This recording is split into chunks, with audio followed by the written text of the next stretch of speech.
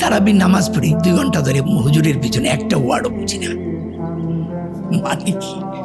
So আমার কাছে মনে হলো যে আমি কোরআনটা আরবি পড়ে গেলাম, তাই না? আল্লাহর বাণী বুঝি বা না বুঝি, ওইটা পড়ার মধ্যে তো ওইটা শুনলেও কানের আল্লাহর ইবাদত হয়, আর ওইটার হয়, সেটা আলাদা হিসাব। কিন্তু এটা একটা মেসেজ। 6236টা আয়াত আছে, প্রত্যেকটা আয়াতই একটা বাণী। আমি কোন ল্যাঙ্গুয়েজে, তার চেয়ে বড় কথা মূল বাণীটা তো আমি আগে বুঝবো। তার কারণে যেটা হলো, আমার হঠাৎ করে মনে হলো এটা রিড ইট। আমার মোহাম্মদপুরে ইসলামিয়া লাইব্রেরিতে গেলাম, আমি টকিং অ্যাবাউট 2006-07 এরকম একটা টাইম। ভাই আপনাকে আমাকে একটু অনুবাদ দিবেন, একদম বাংলা, খুব ভালো, শুধু বাংলা, আরবি থাকবে না। বলে আছে বিচারপতি হাবিবুর রহমানের, আমাদের জাস্টিস, ইনি তো ওনার একটা, আমি তাই নাকি, আমি শুনেছি উনি কোরআন সূত্র নামে একটি বই ট্রান্সলেট করেছেন।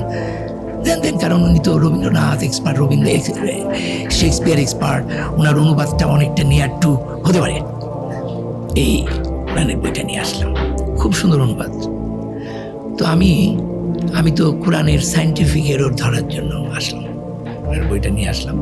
উজু টুজু করি না, 9ম দিন আমি উজু করলাম, আমার ভিতরে একটু ভয়ের সঞ্চার হলো পড়তে পড়তে।